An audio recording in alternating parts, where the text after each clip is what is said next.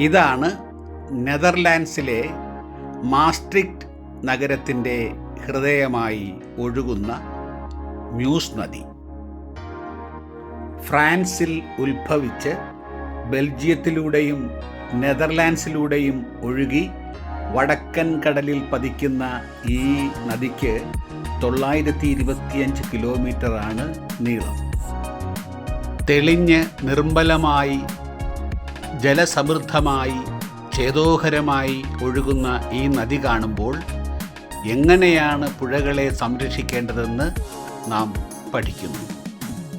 മാസ്ട്രിക്റ്റിൽ muse നദിക്ക് കുറുകെ ഒരു പാലമുണ്ട്, സെൻറ്റ് സെർവാഷ്യസ് പാലം. 160 മീറ്റർ നീളവും 9 മീറ്റർ വീതിയുമുണ്ട് പാലത്തിന്. 13-ാം നൂറ്റാണ്ടിൽ, കൃത്യമായി പറഞ്ഞാൽ 1280-ൽ നിർമ്മാണം തുടങ്ങി 1298-ൽ പണിതീർത്ത പാലമാണിത്.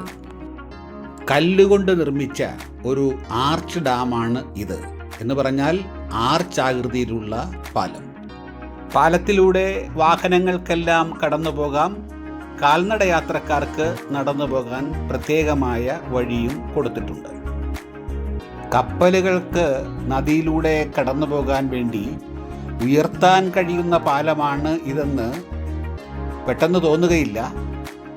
കരയിലൂടെ കടന്നു വരുന്ന റോഡും പാലവും സാധാരണ മട്ടിൽ ഒരേ നിലയിലാണ് കാണപ്പെടുക. എന്നാൽ കപ്പലുകൾക്ക് പോകേണ്ടി വരുമ്പോൾ റോഡ് അടയ്ക്കുന്നു, പാലം സാവധാനം ഉയരുന്നു. ഇപ്പോൾ നോക്കൂ, പാലത്തിൻ്റെ പ്രധാന ഭാഗം എത്രമേൽ ഉയർന്നിട്ടുണ്ടെന്ന്. കാൽനടക്കാർ യഥേഷ്ടം നടന്നു വരുന്നുണ്ടെങ്കിലും വാഹനങ്ങൾ കടന്നു പോകേണ്ട പാലത്തിൻ്റെ പ്രധാന ഭാഗം ഉയർന്നു നിൽക്കുകയാണ്. പാലം ഉയർന്നു കഴിഞ്ഞപ്പോൾ ഇതാ കപ്പൽ പാലത്തിനടിയിലൂടെ കടന്നു വരികയുമാണ്.